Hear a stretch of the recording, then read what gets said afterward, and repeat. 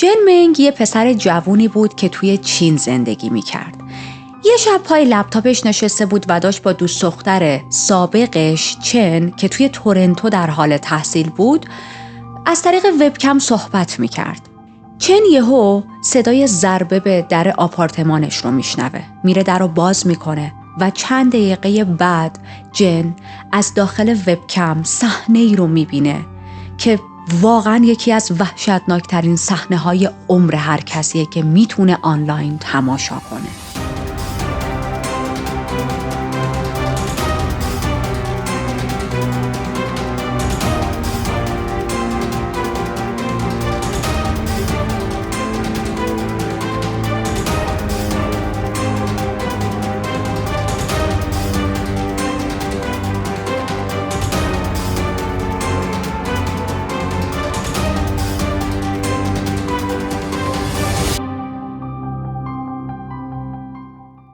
من ریتا هستم و در این چنل وارد دنیای جنایی میشیم، جایی که حقیقت عجیب‌تر از خیاله و مرز بین خوب و بد محو میشه.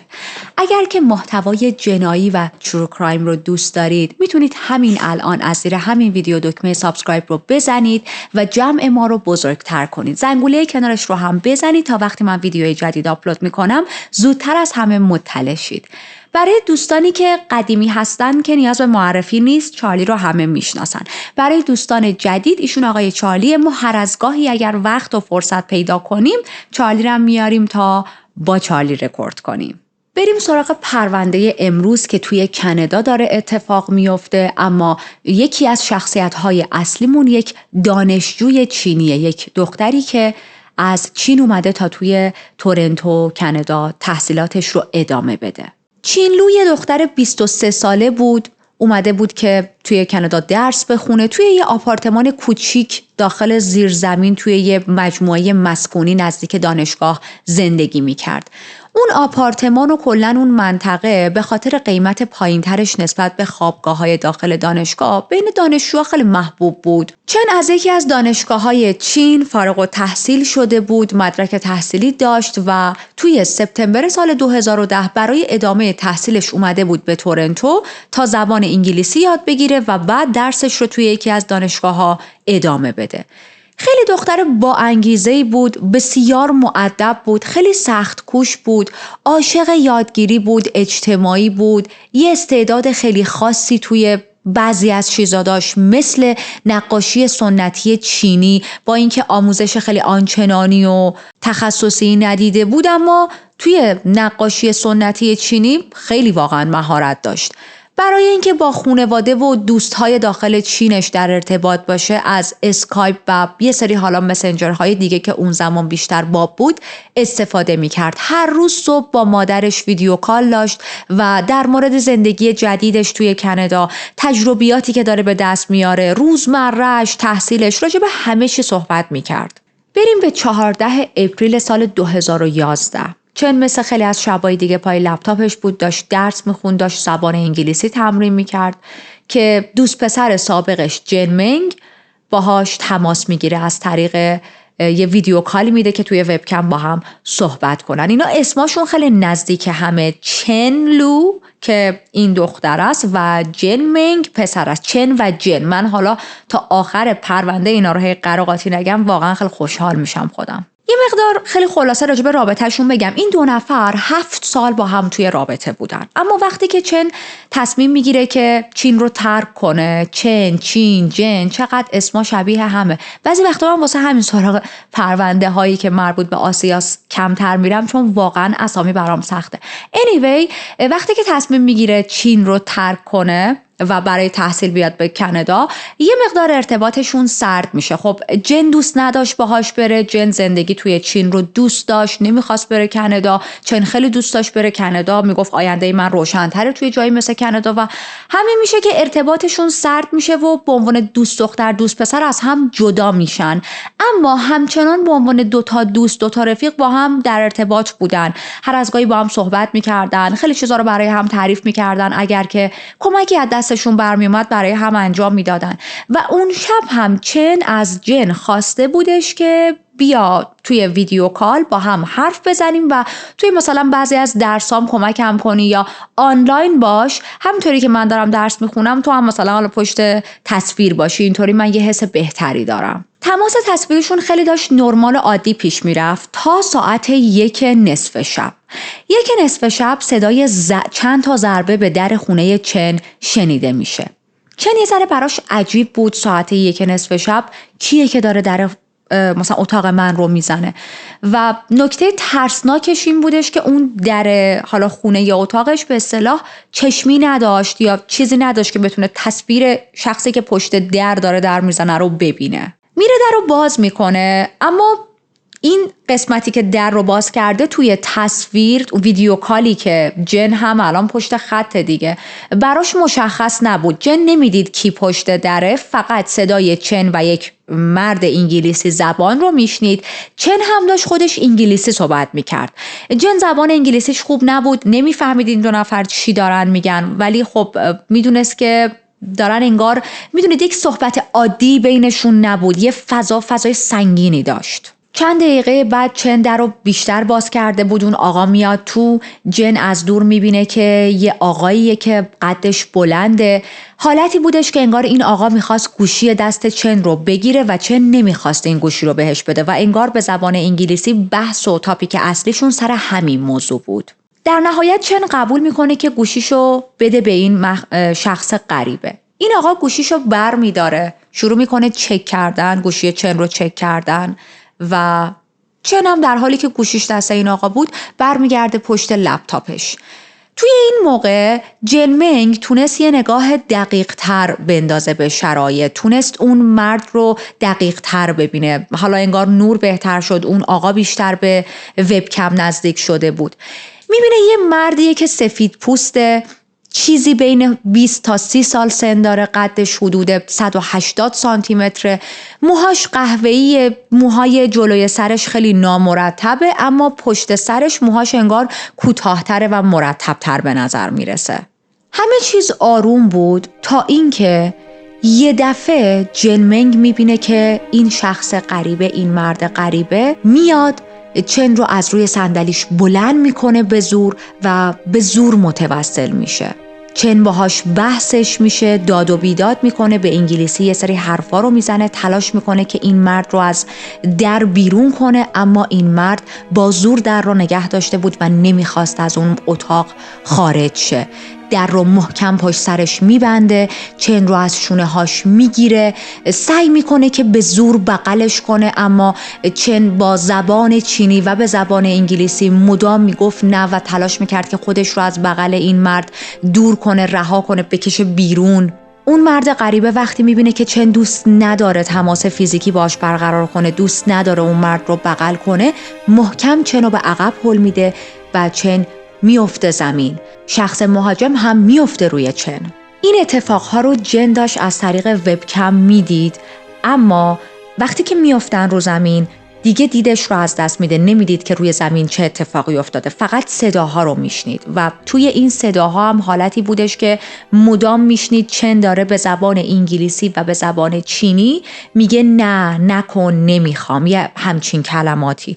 من یه ذره عقب‌تر بشینم، اینقدر سیخ بشینم تا آخر پرونده، فکر کنم کمرم از کار کلا بیفته. همینطوری که چن داشت مدام به این مرد مهاجم، مرد غریبه میگفت نه، 2 تا صدای ضربه محکم میاد و بعد از این ضربه ها سکوت همه جا رو فرا میگیره. دیگه هیچ صدایی از طریق وبکم شنیده نمیشد.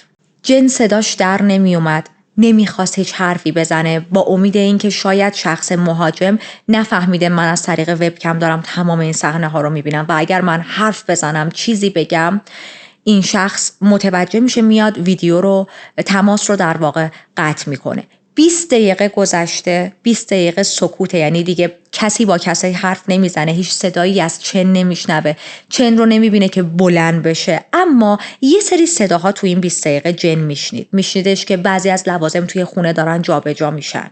چند دقیقه بعد یک سکوت خیلی سنگینی برقرار شد و صدای نفس کشیدن نفسهای این شخص غریبه نزدیکتر بود، راحت شنیده میشد. انگار که این شخص مهاجم اومده نزدیک دوربین، نزدیک لپتاپ چن و برای همین صدای نفساش داره شنیده میشه. بعد از چند دقیقه دوباره صدای جابجایی یه سری از لوازم اومد، صدای یه دست کلیدی اومد، انگار که نفر چند تا کلید دستشه و این کلیدا داره تکون میخوره.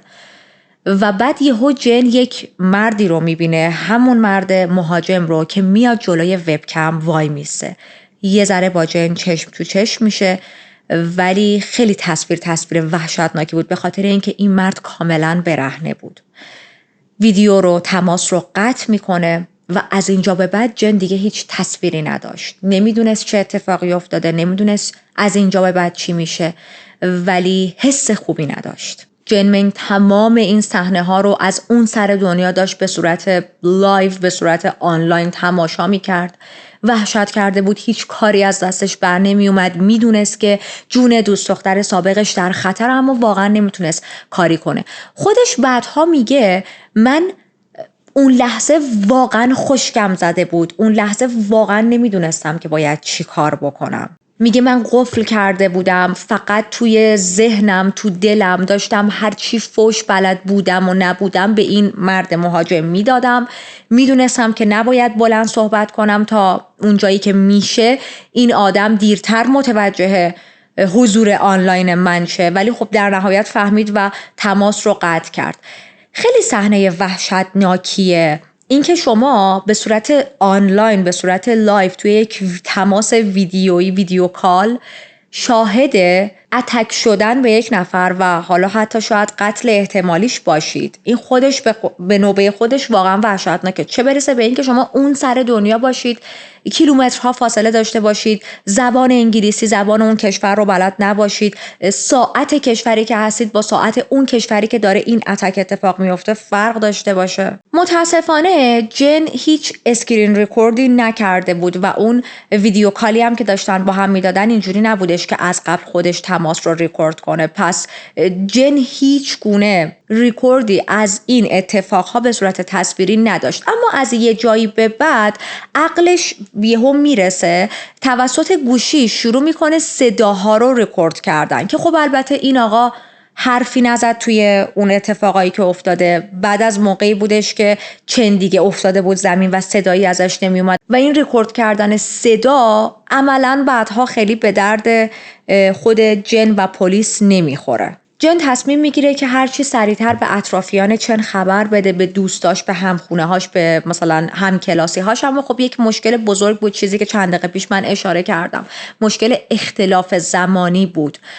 توی چین الان روز بود و توی کانادا تقریبا نصف شب بود. مشکل بعدی این بود که جن اصلا زبان انگلیسی بلد نبود. با کمک گوگل ترنسلیت و یه سری مثلا دیکشنری های آنلاین و اینا یک متنی آماده میکنه، یوزر پس یکی از اکانت های چن رو داشت، میتونه وارد اون اکانتش بشه و برای تمام دوست ها، شماره هایی که چن توی اون اکانت داشت پیام اضطراری ارسال کنه به زبان انگلیسی. یه پیامی از سمت خود چن که لطفاً کمکم کنید، من بهم اتک شده، مثلا بیاید توی خونم و من رو نجات بدید. ولی خب همونطوری که اشاره کردم به خاطر اختلاف زمانی خیلی زیاد، تقریبا مثلا یه 12 ساعتی بینشون اگه اشتباه نکنم اختلاف زمانی بود، تمام دوستای چن خواب بودن و این پیامو اون موقع ندیدن تا چندین و چند ساعت میگذره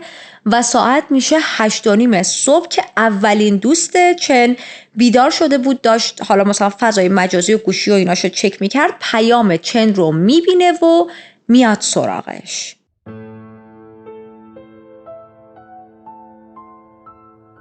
جن اون موقعی که منتظر بود تا بالاخره صبح بشه و دوستای چن بتونن پیام رو ببینن و یه کاری بکنن، با پلیس تماس بگیرن، برن به واحد چن و بهش سر بزنن، به خانواده چن زنگ میزنه، با التماس، با گریه ازشون میخواد که یه کاری کنید، با پلیس تماس بگیرید، یه جوری با پلیس داخل کانادا ارتباط برقرار کنید. توضیح میده، میگه که ما پای ویدیو کال بودیم، با هم دیگه داشتیم صحبت میکردیم، یه کسی به زور وارد اتاق چن شد، قصد آسیب رسوندن رو بهش داشت، افتاد زمین چن. من بعد از اون دیگه تصویرم قطع شد، ندیدم که چه اتفاقی براش افتاده. اما مادرش اول باور نمی‌کرد، فکر می‌کرد که جن داره شوخی میکنه، چون این دو نفر هم از هم جدا شده بودن. حالا نمیدونم جن چه بک‌گراندی داشتش که مادر چن باور نمی‌کرد حرفاشو، اما مثلا فکر می‌کرد داره شوخی میکنه یا حالت دروغ داره میگه. از اون طرف پدرش هم برای یه سفر کاری خارج از شهر بود. مادرش در نهایت به جن میگه من کاری از دستم بر نمیاد، حتی اگر چیزایی که میگی درست باشه، پدر چن که از شهر خارج شده بیرون، رفته بیرون، باید وایسم بیاد. بعدم من اینجا از چین چجوری مثلا میتونم حالا با کانادا ارتباط برقرار کنم؟ و ما هم داریم از سال 2011 صحبت میکنیم دیگه. به هر حال الان راههای ارتباطی خیلی بیشتر و سریعتر شده تا سال 2011. مادر چن یه باوری هم داشت، میگفت اگه واقعا تو داری راست میگی و اتفاق بدی افتاده باشه، یکی با ما تماس میگیره. چندین ساعت میگذره و بالاخره بعد از 10 ساعت خبر وحشتناکی که نباید بهشون میرسه، خبری که هیچ پدر و مادری نباید بشنوه. بهشون میگن که چنلو دیگه زنده نیست. حالا دوباره برگردیم به کانادا، به اون تایمی که گفتیم یکی از دوستای چن پیام دوست پسر سابقش جن رو میبینه و تلاش میکنه که یه جوری با چن ارتباط برقرار کنه. این دوستش پیام رو دیده بود، سریع با صاحب خونه چن تماس میگیره، وضعیت رو بهش میگه که برو وضعیت رو بررسی کن، ببین داستان چیه، من چنین پیامی دریافت کردم. صاحب خونه چن کلید زاپاس داشت، با کلید میره در اتاق چن رو باز میکنه، در خونش رو باز میکنه و میبینه که چن بیجون روی زمین افتاده. جسد چن به وقت کانادا ساعت 11 صبح پیدا شده بود. به سرعت همون موقع با 911 تماس میگیره. در واقع از این اتفاق چند تا تماس 911 وجود داره. یه تماس صاحبخونه چنه، یه تماس دوستها و هم اتاقی های چنه که من فکر میکنم تماس دوستها و هم اتاقیاش زودتر بوده با 911، حالا بر اساس حرفهایی که زده بودن و حرفهایی که بعدن صاحبخونه میزنه. این تماسی که دوستهای چن گرفته بودن، اونا هم چون مثلا از نقاط دیگه، از کشورهای دیگه بودن و زبان انگلیسیشون خیلی خوب نبود، یه ذره مشکل بود صحبت کردن با 911 نمیفهمید اینا دارن چی میگن، مشکل زبان این وسط مطرح بود. بالاخره با هزار سختی آمبولانس و پلیس به آدرسی که خونه چن بود اعزام میشه. حالا اینم بهتون بگم آدرس هم نمیتونستن درست حسابی بدن، میرن از یکی از همسایه ها کمک میگیرن، همسایه‌ای که تو همون ساختمون زندگی میکرد و اون همسایه بالاخره میتونه آدرس دقیقی رو به اپراتور 911 بده تا بتونن که نیرو بفرستن. توی این تماس 911 که همسایه در نهایت آخرین تماس که داشت با 911 صحبت میکرد تا بتونه آدرس رو بده، چون زبان انگلیسیش بهتر بود، 911 بهش میگه که برو و چن رو چک کن، ببین که نبضش میزنه، ببین نفس میکشه. همسایه میره توی اون لوکیشن، توی اون کرایم سین و میگه همه جا پر از خونه، وضعیت خیلی ترسناکه، خیلی وحشتناکه. اپراتور بهش میگه سعی کن به جسد چن نزدیک شی، بدون اینکه جسدش رو تکون بدی، فقط خیلی آروم ببینی که قلبش میزنه یا نبض داره. خب نبض نداشت و قلبش هم نمیزد. همسایه این رو به اپراتور میگه. اپراتور بهش میگه که اوکی، ببین آیا چیزی جلوی دهنش رو بسته، مثلا چیزی انگار توی گلوش گیر کرده، دهنش رو باز کن ببین آیا چیزی جلوی تنفسش رو گرفته یا نه. همسایه چک میکنه و میگه که نه، چیزی داخل دهنش نیست، ولی همچنان نفس نمیکشه. اپراتور بهش میگه که بلدی CPR بدی؟ همسایه میگه نه. تلاش میکنه که توی تلفن تا نیروی پلیس برسه توضیح بده بهش که چجوری باید CPR بدی، فکر کنم همون احیا میشه، احیا انجام بدی. اما انقدر بدن چن سفت شده بود که واقعا CPR دادن کار راحتی نبود و نمیشد بهش CPR داد. پلیس و امدادگران میرسن به کرایم سین و چن رو میبینن که افتاده رو زمین، غرق در خونه.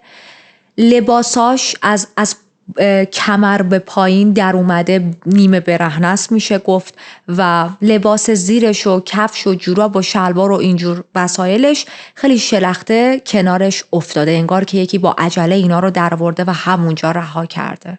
بیشترین میزان خون دور سر چن بود، حالتی که مشخص بود انگار به سرش ضربه خورده. موهاش خیلی به هم ریخته بود، معلوم بود که درگیر شده با یک نفر توی درگیری انگار به موهاش چنگ زده. جسدش روی زمین بود، افتاده بود و یکی از دستاش هم به این حالت داشت به سمت یکی از درای خونه اشاره می‌کرد. خبر این قتل سریع همه جا پخش میشه. خب یکی از اصلی ترین دلایلش این که چن یک شهروند خارجی بود. پلیس با رسانه ها صحبت میکنه، به رسانه ها میگه که ما هنوز اطلاعات دقیقی نتونستیم به دست بیاریم، هنوز نمیتونیم خیلی چیزها رو بگیم، ولی به محض اینکه حالا چیز مهمی دستمون بیاد همه رو آپدیت میکنیم. جسد چن رو برده بودن به پزشک قانونی و قرار بود که روش تحقیقات انجام بشه، اما خب این تحقیقات چند روز طول میکشید و در عرض چند ساعت واقعا همه چیز مشخص نمیشد. توی صحنه جرم پلیس متوجه شد که لپتاپ چن، دوربین عکاسیش، اینا همه از توی آپارتمانش ناپدید شدن. حتی گوشی موبایلش هم نبود، ولی یه گوشی موبایلی پیدا کردن که متعلق به چن نبود اما فعال هم نشده بود. هیچ چیز دیگه بیشتر از این نتونستن راجع به این گوشی غریبه پیدا کنن. به محض اینکه رسانه ها فهمیدن قتل از طریق وبکم دیده شده، داستان به سرعت پخش شد با آب و تاب بیشتر و همون موقع این قتل به اسم قتل وبکم معروف شد. متاسفانه مثل خیلی از پرونده های دیگه که وقتی پلیس اطلاعات زیادی در دست بقیه نمیذاره به خاطر اینکه خب هنوز قاتل رو پیدا نکردن و نمیخوان که کارشون خراب بشه، شایعه پخش میشه. توی این پرونده هم شروع میشه یه عالمه شایعه پخش شدن. مثلا یه شایعه این بودش که چن قاتلش رو میشناخته، مدت خیلی زیادی قاتل دنبالش میکرده، چن این موضوع رو میدونسته و در نهایت هم قاتل پیداش میکنه و اون رو به قتل میرسونه. یه شایعه دیگه این بودش که چن قاتلش رو شروع شد. اسما رو من قراقاتی بگم شروع شد. چن قاتلش رو میشناخته و بارها شخص قاتل بهش گفته بوده که مثلا بیا با هم وارد رابطه شیم، حالا رابطه جنسی یا هر چی، چن قبول نکرده بوده و در نهایت به خاطر این ریجکت کردن این مرد، این آدم تلاش میکنه که بهش حمله کنه و در نهایت هم میکشتش. یه شایعه دیگه پخش شده بود که چن رو با تزریق یک سمی به قتل رسوندن، در صورتی که کرایم سین اصلا جور دیگه‌ای بود، من براتون تعریف کردم. حتی یک عکسی پخش میشه توی چتروم های مختلف داخل چین، یک عالمه عکس های مختلف. یه عکسی خیلی معروف میشه، این عکس یک مردی بوده که به عنوان قاتل معرفیش کردن و میگن که اینا قاتل این بوده، این چن رو کشته. خیلی ترند میشه و فقط در این حد بهتون بگم انقدر شایعه ها زیاد میشه که پلیس تورنتو میاد توی یک بیانیه رسمی میگه بابا اینا همه شایعه است. این که چن مثلا با تزریق کشنده به قتل رسیده، این که از چند هفته قبل یکی داشت استاکش میکرد، یکی مثلا داشت تعقیبش میکرد، اون عکسی که توی فضای مجازی پخش کردید و میگید قاتلون بوده، اینا همه شایعه است. خواهشان انگشت تو ما تحت پرونده نکنید، بذارید ما درست جلو ببریم، ما داریم تحقیق میکنیم. گفتیم چن توی خونه‌ای زندگی میکرد که به خوابگاه دانشجویی تبدیل شده بود، یعنی 11 تا هم اتاقی دیگه هم داشت که برای خوابگاه‌های خارج از دانشگاه این تعداد مثلا حالا اون زمان خیلی چیز عادی بود. پلیس هم خیلی مشتاق بود تا با همه هم اتاقیاش صحبت کنه. خب بالاخره هر کدومشون مظنون بودن دیگه. پلیس میگه که شاید اگر ما محل زندگی قبلی چن رو هم بررسی کنیم بیشتر نزدیک شیم به شخص قاتل. میرن بررسی میکنن، میبینن قبل از اینکه بیاد توی این خونه قبلیش مثلا تو خیابون 26 بوده، لایف استایلش چجوری بوده و به چیز خاص و مشکوکی نمیرسن. البته این رو هم بگم این دوتا خونش فقط 500 متر با هم فاصله داشتن. یکی از دلایلی که پلیس با خودش فکر کرد شاید از محل زندگی قبلیش بشه اطلاعاتی بکشیم بیرون، همین فاصله نزدیک این دوتا خونه بود. پلیس کمتر از 24 ساعت با تمام هم اتاقی های چن بازجویی میکنه، صحبت میکنه و از توی تمام این آدم ها، از توی تمام هم اتاقیاش بلافاصله یک مرد 29 ساله‌ای رو به اسم برایان دیکسن دستگیر میکنن. مستقیم دستگیرش میکنن به اتهام قتل. این برایان دیکسن اون شخصی نبود که عکساش توی فضای مجازی و چتروم های چینی پخش شده بود. هیچ شباهتی نداشت. اون عکس یه آدم بیچاره بود که داشت باز خودش زندگیشو میکرد و حالا عکسش معلوم نیست کی عکسشو پخش کرده بود. و وقتی که دستگیر شد، والدین چن همون موقع تازه رسیده بودن فرودگاه. پلیس تو این پرونده خیلی سریع عمل میکنه ها، خط زمانی رو داشته باشید. خانواده چن میرسن فرودگاه، یک عالمه خبرنگار توی فرودگاه جمع شده بودن تا با خانواده‌اش صحبت کنن. خانواده‌اش خیلی حالشون بد بود. نکته غمناک اینه که تنها 1 ساعت قبل از اینکه قتل اتفاق بیفته، چن با مادرش صحبت کرده بود تلفنی و توی این تماس گفته بود که چقدر دلم برای تو بابا تنگ شده، چقدر دلم برای چین تنگ شده و دلم میخواد یه سفر بیام و ببینمتون. خب برگردیم به شخصی که پلیس مستقیم به خاطر قتل درجه 1 دستگیرش کرده، یعنی آقایی به اسم برایان. برایان میگه که بذارید من با وثیقه آزاد شم، اما قاضی این موضوع رو رد میکنه. میگه که نه، تو به خاطر من یه بررسی کردم زندگی تو، به خاطر سبک زندگی ناپایداری که داشتی ممکنه الان آزاد شدنت با وثیقه هم خطرناک باشه و از دست قانون فرار کنی. برایان رابطه خیلی خوبی با خانواده‌اش داشت و خانواده‌اش هم از خانواده‌های خیلی، حالا نمیتونم بگم خیلی نامی، ولی مطرح بودن، خانواده‌های خوبی بودن. پدر و مادرش میان، اونا صحبت میکنن، اونا میخوان ضامن بشن، اما قاضی همچنان قبول نمیکنه. میگه که نه، برایان فعلا باید بازداشت بمونه تا حالا ببینیم پرونده چطور پیش میره. مادر برایان شغلش مربوط به روانشناسی بود. حالا توی منابع به خاطر اینکه نمیخواستن خیلی حالا این موضوع مطرح بشه، زندگی شخصیشون در واقع مطرح شد، دقیق باز نکردن که شغلش چی بود. مثلا مشاور روانشناس بود، خودش روانشناس بود، توی جایی مرکز روانشناسی روان درمانی کار میکرد، معلوم نیست. اما خب به هر حال زن تحصیل کرده ای بود. پدرش هم کارمند بازنشسته خدمات خانواده بود، حتی نویسنده کتاب‌های کودکان بود. برای همین میگم خانواده‌اش خانواده درست حسابی بودن و توی جامعه جزو قشرهای نرمال رو به خوب حساب می شدن. اتفاقا قاضی به این موضوع هم اشاره میکنه. میگه که خانواده برایان بسیار خانواده مطرحی هستن، اصلا توی این موضوع شکی نیست. موضوع اینه که ما نمیتونیم برایان رو آزاد کنیم به خاطر اینکه ممکنه پلیس حدسش درست باشه، ممکنه این آدم قاتل ما باشه و اگر که ما آزادش کنیم ممکنه خطر ایجاد کنه برای افراد دیگه. اما حالا این برایان کیه؟ چرا دستگیر شده؟ چرا پلیس بهش شک کرده شده مظنون اصلی؟ و اصلا چه ارتباطی با چن داشته؟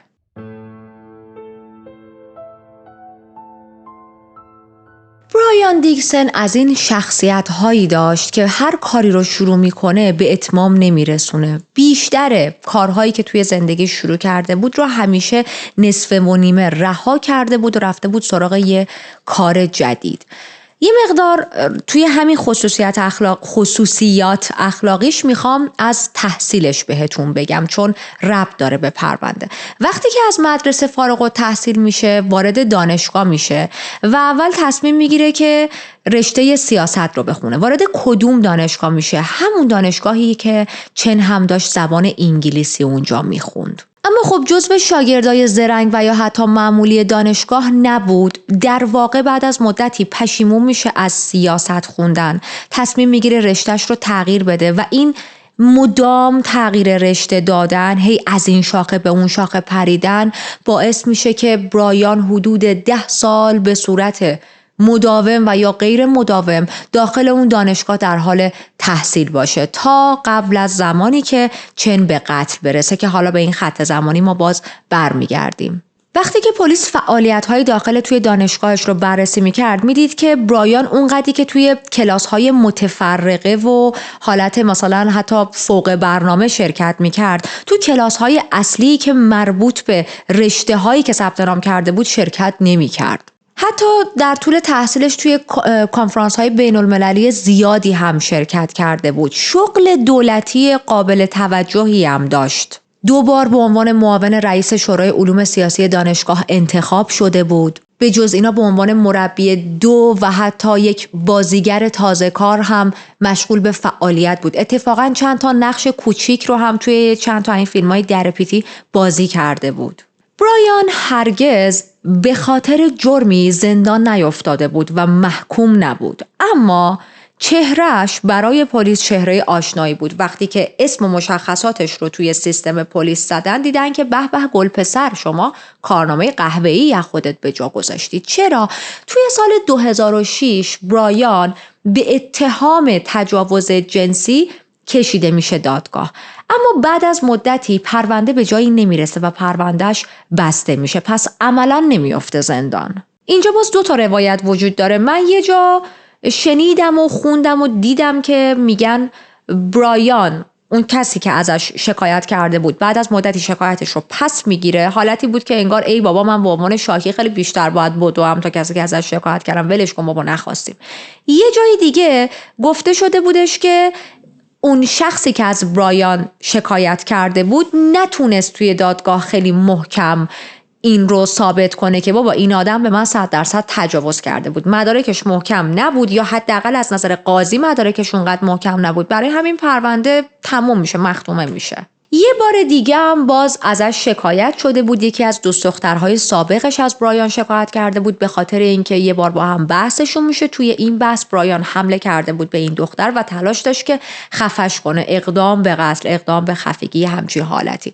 اما خب این اتهام ها متاسفانه به محاکمه برای برایان تبدیل نشد و دلایلش رو من نتونستم پیدا کنم. پلیس میره توی یونیورسیتی که برایان داشت تحصیل میکرد، اونجا یه ذره آمار میگیرن، میفهمن که اون کسایی که توی خود دانشگاه کار میکردن تمام اطلاعات رو در اختیار پلیس میذارن. متوجه میشه پلیس برایان اصلا مدتی بودش که کلاس‌هاش رو نمی اومد، مدتی بودش که اصلا حضور پیدا نکرده بود و در واقع توی این خط زمانی مثلا چند هفته قبل از قتل و اون شبی که قتل داره اتفاق میفته، برایان کار اصلیش، فعالیت اصلیش پخش کردن یه سری تراکت بود توی لوکیشن های مختلف و این تراکت ها برای یکی از کارهای شخصیش بود.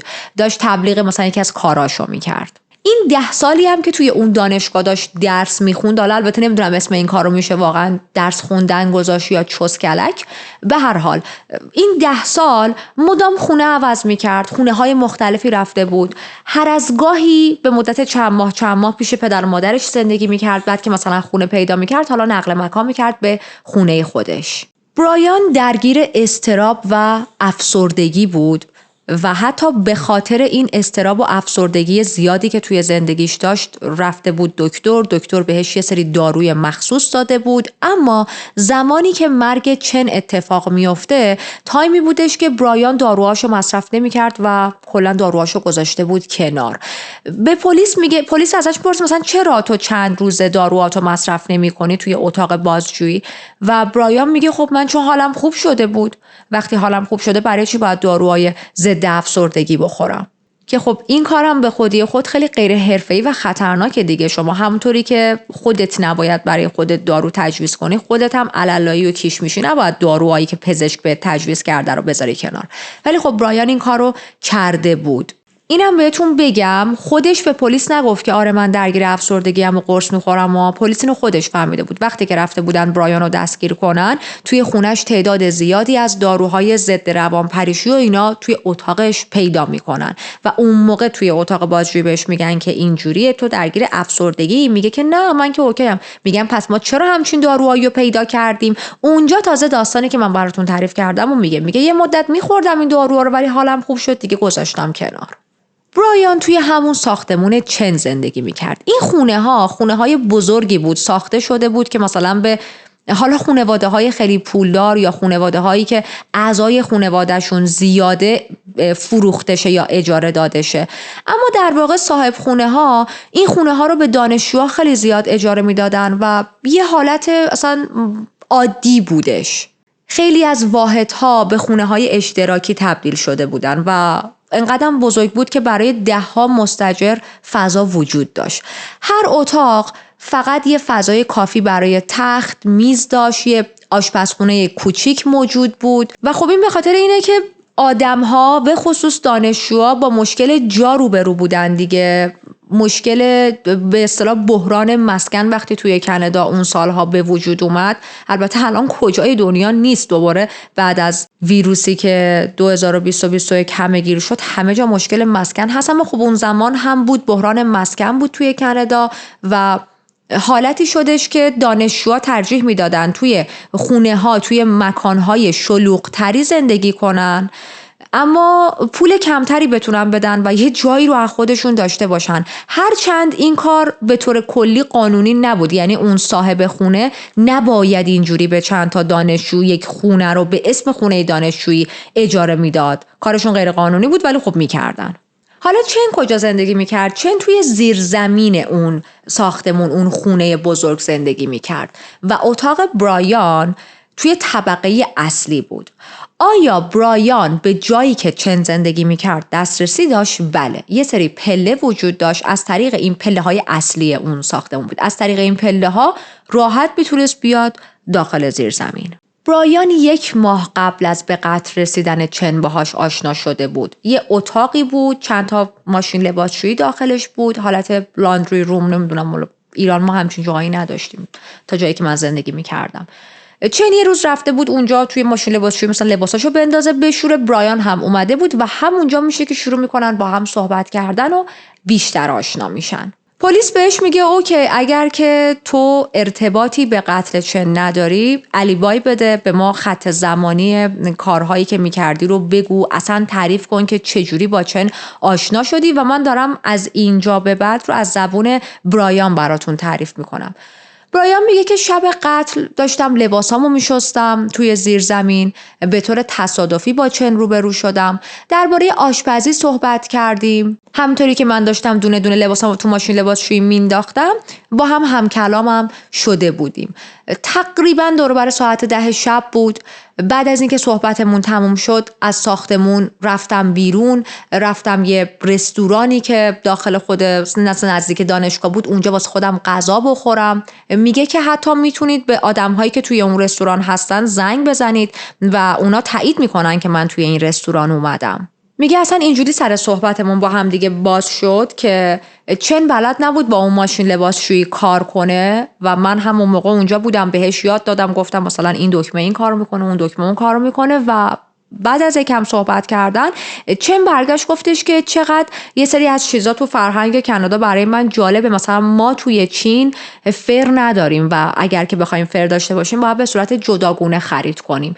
همین تفاوت فرهنگ ها، همین جالب بودن مثلا تاپیک باعث شد که ما بیشتر و بیشتر با هم صمیمی میشیم و گپمون رو ادامه بدیم. حرف زدن رو ادامه دادیم. چن خدافظی کرد رفت توی اتاقش، منم از ساختمون زدم بیرون رفتم توی اون رستوران تا برای خودم غذا بگیرم. دور بر ساعت 12:30 برگشتم خونه، رفتم مستقیم زیر زمین، لباسام دیگه توی ماشین لباسشویی کارش تموم شده بود تا لباسامو بردارم و من اون موقع چن رو ندیدم. پلیس از برایان میپرسه اون شب مشروب خورده بودی، مست بودی؟ برایان میگه که مست که نکرده بودم ولی آره یه ذره آبجو خورده بودم. پلیس بهش میگه چقدر خوردی؟ میگه در حد 2-3 تا باتل. یه باتل هم وقتی که رفته بودم تو اون رستوران آبجو بخورم، غذا بخورم، آبجو هم گرفته بودم. پلیس توی اون رستوران رفته بود برای تحقیق و اون شخصی که حالا بارمن به اصطلاح ویتر بود، کسی که غذا و مشروب رو برای برایان سرو کرده بود، حرف متفاوتی میزنه. اولا که میگه برایان تا ساعت 1 صبح تو رستوران ما بود و داشت مشروب میخورد. خب این با تایمی که برایان داده بود فرق میکنه، برایان تایم رو پس دروغ گفته بود. دوم این که برایان گفته بود من در حد چند تا باتل خورده بودم ولی در واقع چند تا پارچه خیلی بزرگ آبجو گرفته بود. چون مشتری دائم اونجا بود، زیاد میرفت غذا و مشروب میخورد، اون پارچه رو براش گذاشته بودن. خود شخص ویتر مثلا براش پر نمیکرد، برایان خودش واسه خودش میریخت. حتی در نهایت هم یه بیلی داشت، مثلا حدود $10 باید چک رو پرداخت میکرد، پول نداشت و به اون شخصی که تو رستوران بود میگه که من فردا الان پول ندارم، فردا میام و این چک رو فردا پرداخت میکنم. حتی پول غذا و آبجویی که خورده بود رو نداده بود. پلیس بهش میگه باشه اوکی، وقتی که رسیدی خونه و لباسا رو از زیر زمین برداشتی، از تو ماشین لباسشویی برداشتی، بعدش چی کار کردی؟ بعدش کجا رفتی؟ میگه که من 5 دقیقه بعدش رفتم تو تخت و خوابیدم، خیلی خوابم میومد. البته بعضی وقتا در کنار این که خیلی خستم، نیاز دارم به خوابم و خوابم میاد، خوابم نمیبره و مجبورم یه سری قرص خواب بخورم و منم اون شب همین کار رو کردم. یه داروی قرص خواب خوردم، ولی خب با این که خسته بودم و یه ذرم مشروب خورده بودم، خوابم سنگین نشده بود. چند بار تا صبح از خواب پریدم، بیدار شدم. دلیل اصلیش هم این بودش که بقیه آدما توی خونه خیلی اینور اونور میرفتن، خیلی سر صدا میکردن، لوازم رو تکون میدادن، از آشپزخونه استفاده میکردن، تو پلا رفت و آمد میکردن، در جلو چند بار باز و بسته شد. پلیس بهش میگه وقتی که خوابت نمی برد توی این تایم، توی این خط زمانی، اصلا از اتاقت بیرون نیومدی؟ میگه من فقط یه بار ساعت دور بر 5 صبح بود، بیدار شدم که برم دستشویی کنم و تا مسیر مثلا از تخت خواب تا دستشویی رفتم، مسیر دیگه ای رو نرفتم.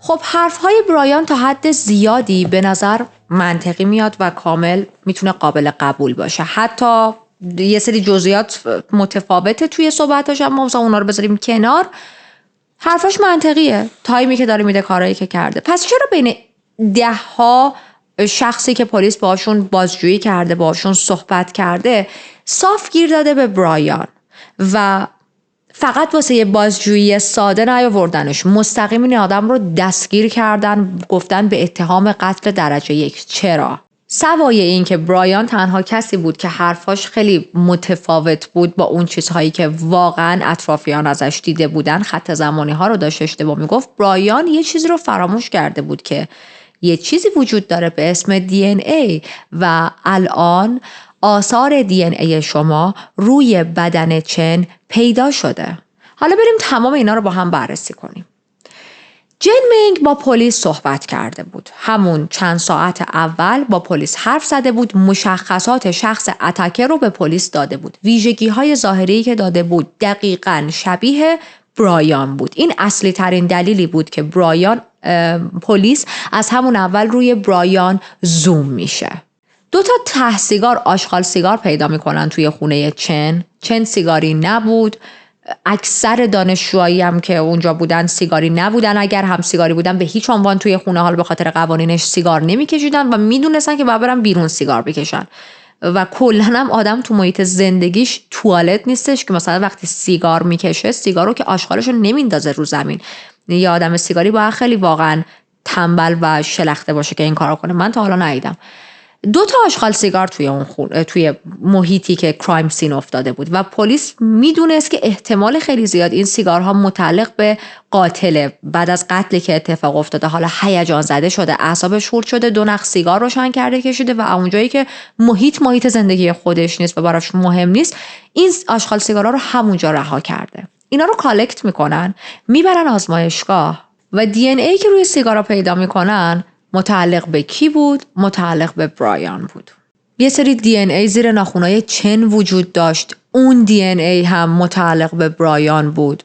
DNA سر صحنه جرم وجود داشت، در واقع بگیم سر صحنه جرم پیدا شده بود و وجود داشت و ما میدونیم DNA هرگز به ما نمیتونه دروغ بگه. همون چند ساعت اولی که پلیس برایان رو تحت نظر گذاشته بود به خاطر تابلو بازی هایی که در آورده بود، میفهمن که با یه ایمیلی که متعلق به برایانه توی یک وبسایت ادالت فرندلی، وبسایتی که مخصوص بزرگسالا هست، یه سری پیام نگران کننده نوشته شده و این پیام ها متنش باز منتشر نشده، اما این مثل این که داشت از یه سری عملهای غیر انسانی، عملهای خشن، غیر اخلاقی توی این پیام ها اون شخص با اون ایمیل حمایت میکرد. خب کی به جز خود برایان داره از اون ایمیل استفاده میکنه؟ برایان دیگه. پلیس وقتی خونه برایانو میگرده 103 تا DVD پیدا میکنه که هر 103 تا DVD مخصوص به محتوای جنسی نوجوانان آسیایی بوده و خب چن هم یک دختر چینی بود دیگه. یعنی این نشون میده که این آدم یک فتیشی، یک علاقه جنسی، گرایش جنسی به مثلا حالا دخترهای آسیایی داشته. با وجود این همه مدرک مهم، ما نمونه دی ان ای داریم، alibi این آدم درست نیست، توی کرایم سین کلی از خودش مدرک به جا گذاشته، توی خونش این دیویدی ها پیدا شده و خیلی چیزایی که گفتیم، بازم برایان قبول نمی کرد که نه من قتل انجام دادم. در نهایت توی بازجوییاش با پلیس گفت که شاید اونم مثلا نه با اطمینان نمیگفت، شاید ما با هم درگیر شده باشیم و حالا توی اون درگیری من چن رو هل داده باشم، اما قتل عمد اتفاق نیفتاده از سمت من و من قتل درجه 1 رو به هیچ عنوان قبول نمی کنم. زیر بار نمی رفت. پلیس میگه اوکی باشه، فدای سرمون، قبول نکن، ما انقدر مدارکمون محکم هست که با همینا میتونیم بریم دادگاه، حالا تو چه قبول بکنی چه نکنی.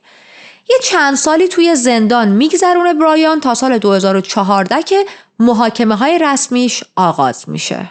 توی دادگاه هم برایان به صورت غیر رسمی، نه با حالتی که قشنگ تعریف کنه خط زمانی رو بده، قبول میکنه که آره شاید چن به دست من کشته شده باشه، اما من مدارکی دارم که اثبات میکنم این قتل یک قتل عمد نبوده و از قبل بابتش برنامه‌ای نریخته بودم و حالا این مدارکی دارم و اینا رو دوش وکیلاشه دیگه، وکلاش الان باید بتونن ثابت کنن که این قتل یک قتل غیر عمد بوده. توی دادگاه دادستانی مدارک دی ان ای که روی لباس چن بود و نشون میده، میگه چانس این که دی ان ای پیدا شده توی صحنه جرم از شخص دیگه‌ای باشه یا مثلا چانس این که دی ان ای مردی که زیر ناخونهای چن پیدا شده اشتباه باشه، ما گفتیم متعلق به برایان دیگه، چانس این که اشتباه باشه 1 در 17 میلیارده. حتی دادستانی توی دادگاه یه مدرکی رو میاره، اینو رو نکرده بودن، میخواستن توی دادگاه مشخص کنن که وکلای برایان نتونن کاری انجام بدن. یه تیشرتی رو از تو خونه برایان پیدا کرده بودن، روی این تیشرت آثار خون وجود داشت. آثار خون کی؟ آثار خون چین. و احتمال این که آثار خون اشتباه باشه هم همجوری درصد واقعا علمی تخیلی بود که 1 در نمیدونم چند میلیاردم و اینا.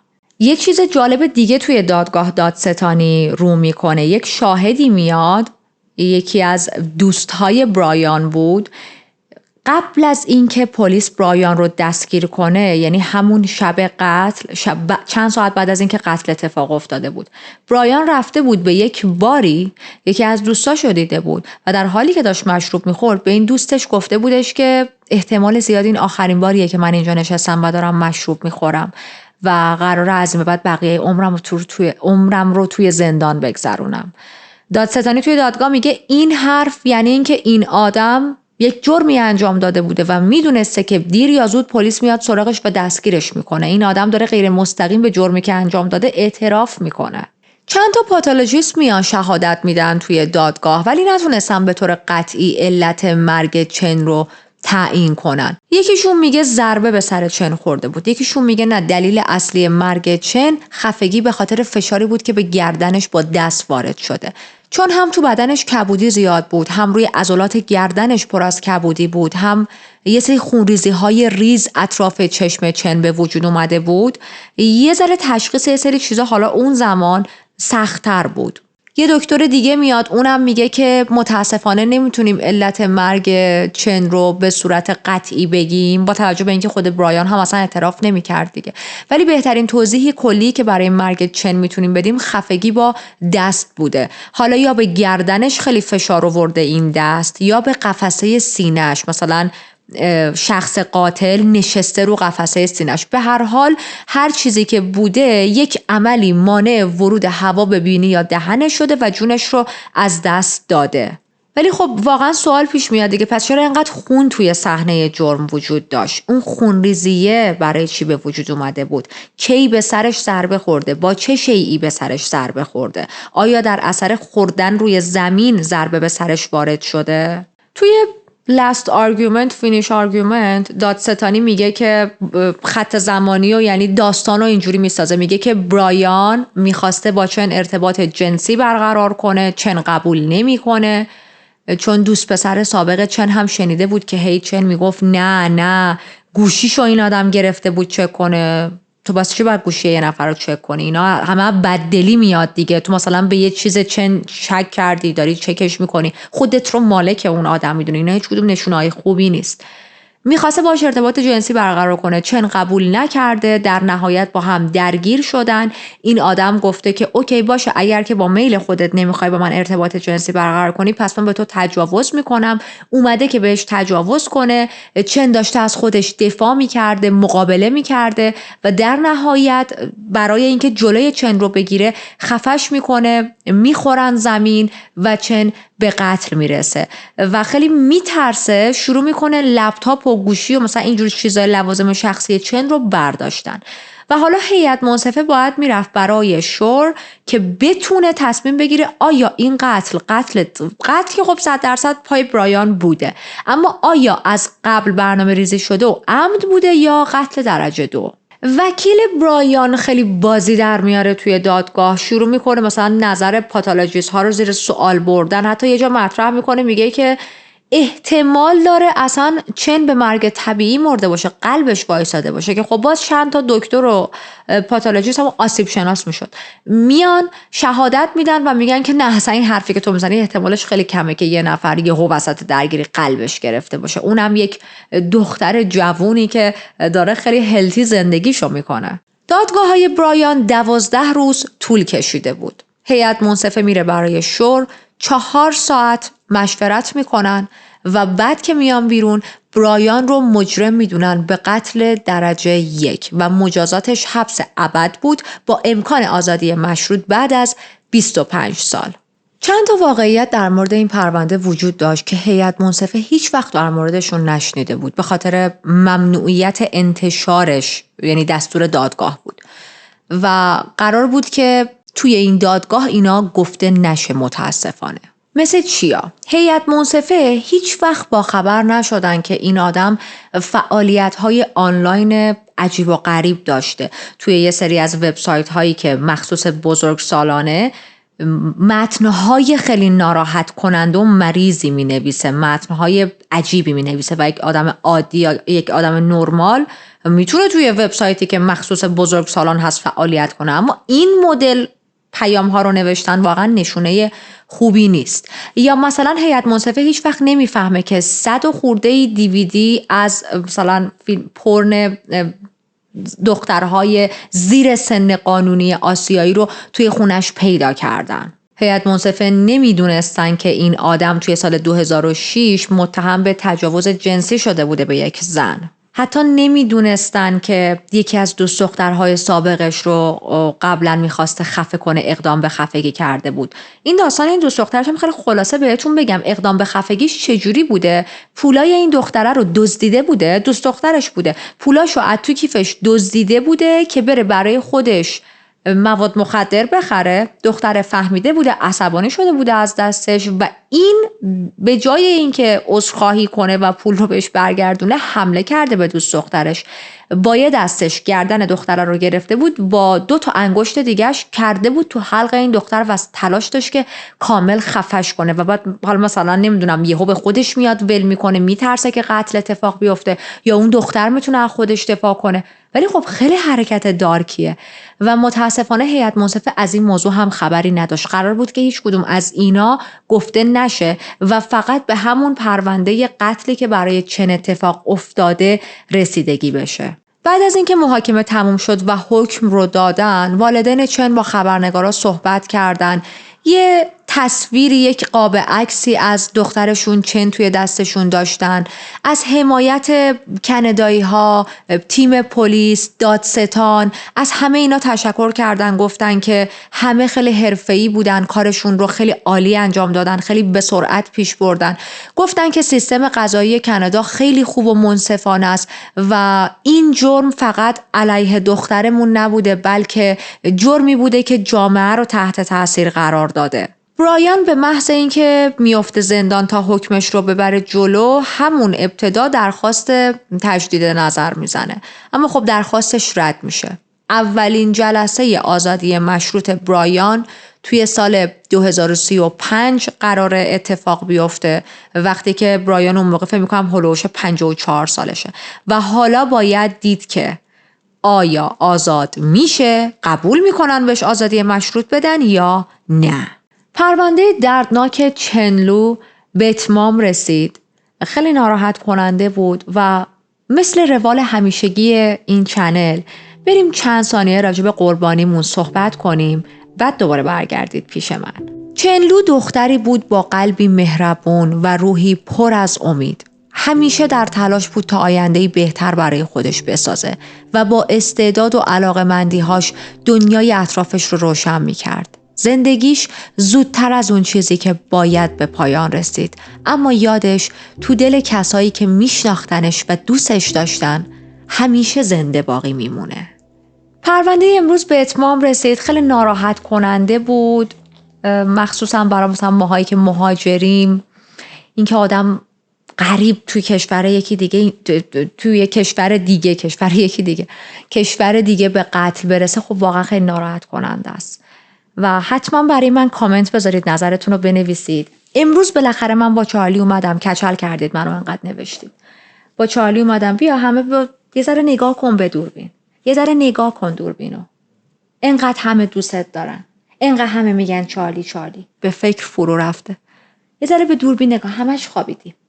البته من اینو چند بار دیگه هم گفتم، چارلیو قبل از وقتایی که رکورد دارم میبرم بیرون، حسابی بازی میکنه، انرژیش تخلیه میشه و بعد اینجوری دیگه شهید راه حق بیهوش میشه و میخوابه. واقعیت یه مقدار سخت این روزا بخوام همش چارلی رو بیارم. خیلی برای من کامنت میذارید که چرا چارلی نمیاد. امروز دیگه یه ذره دیدم تایمم خالی تره و میتونم تایم بیشتری رو برای رکورد در نظر بگیرم، گفتم بذار با چارلی ستاپ کنم.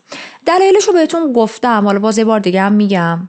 من شغل اصلیم کار توی یوتیوب نیست. خب یک زمان زیادی رو من برای شغل اصلی خودم بذارم. این که از این. بعدش این که زندگیم این روزا خیلی زندگی پر تلاطمیه. مثلا به خاطر یک موقعیت شغلی که توی یک کشور دیگه دارم باید زبان جدید یاد بگیرم. خب اینم از این. و سوای تمام اینا وقتی که من میخوام با چارلی رکورد کنم لوکیشنم فرق میکنه. خب باید اینجا بشینم، این بخش از خونه نزدیک پنجره است، سر صدا ممکنه بیشتر بیفته، صدا مثلا پاش با آستینم گیر کرد، صدا ممکنه بیشتر بیفته و کلا ستاپ مدلش فرق میکنه، خیلی زمان بر میشه. این حواس من به پنجره فرد میشه، حالا اینکه شوخیه حواس به پنجره، ولی کلا سخت‌تر میشه. بعد خب چارلی وقتا تکون میخوره، مثلا خودشو میتکونه، یهو عطسه میکنه، نمیدونم شیطونی میکنه، باید بهش تریت بدم، باید پاشم باشه ذره بازی کنم، کاتهای من خیلی بیشتر میشه و خب همه اینا تایم گیره دیگه. یه ذره الان از نظر تایمی توی اون شرایطی نیستم که بتونم واقعا با چارلی زیاد بیام و این رو از صمیم قلب بهتون میگم و قول میدم هر زمانی که من تایمم جواب بده بلا استثناء این امروز چارلی رو میارم توی ویدیو.